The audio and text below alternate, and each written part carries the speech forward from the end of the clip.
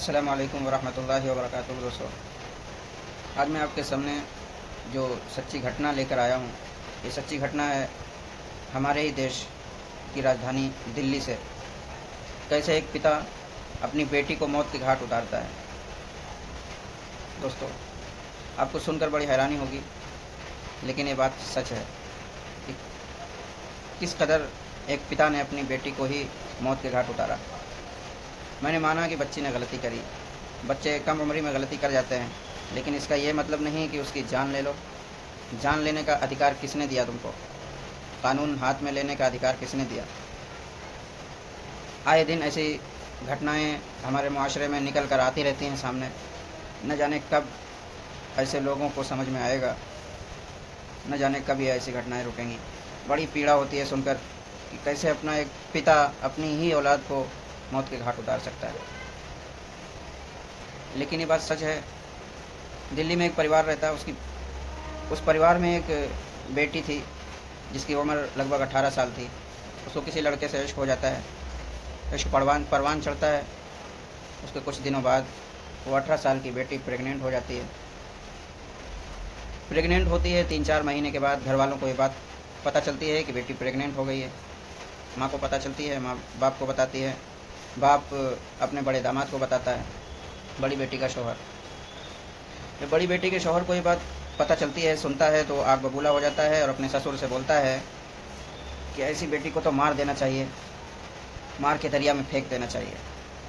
इसी पर जो पिता है वो भी तैयार हो जाता है, दामाद की बातों में आ जाता है और बेटी को मारने की योजना बना लेता है। दामाद और सास ससुर मिलकर योजना बनाते हैं। उसके बाद बेटी को दवाई दिलाने के बहाने दिल्ली से करीबन 250 किलोमीटर दूर आगरा शहर की तरफ लेकर जाते हैं दामाद, पिता और बेटी। आगरा पहुंचते हैं। आगरा पहुंचने के बाद आगरा में एक चंबल नदी करके है।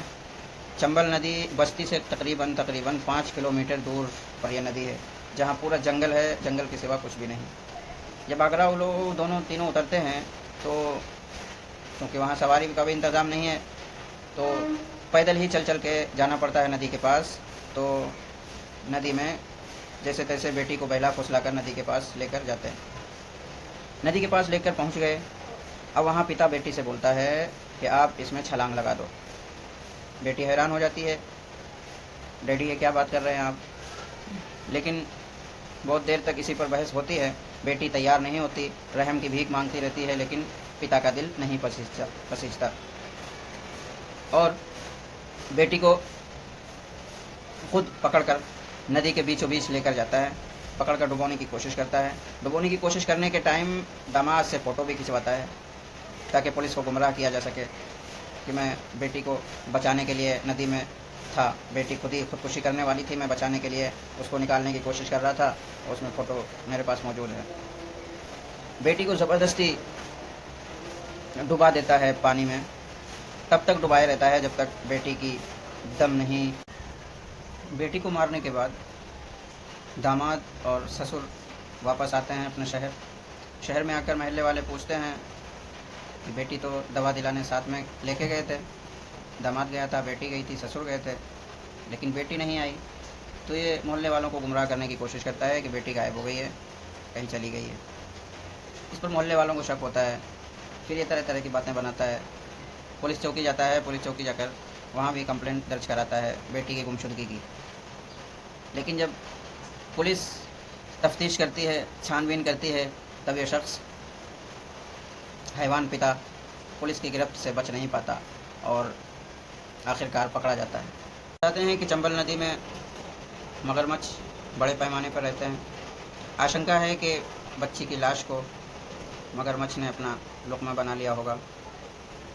दोस्तों, ये कहानी सुनाने का उद्देश्य किसी को परेशान करना नहीं है, किसी का दिल दुखाना नहीं है। बस आपको जागरूक करना है कि आप सुरक्षित रहिए, महफूज रहिए। जय हिंद, जय भारत। अस्सलामु अलैकुम वरहमतुल्लाहि वबरकातुहू।